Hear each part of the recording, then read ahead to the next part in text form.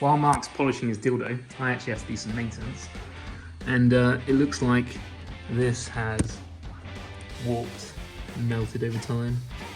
So we printed this about 2 years ago. So I'm going to take some scrap aluminium and make a replacement for it, which hopefully won't melt.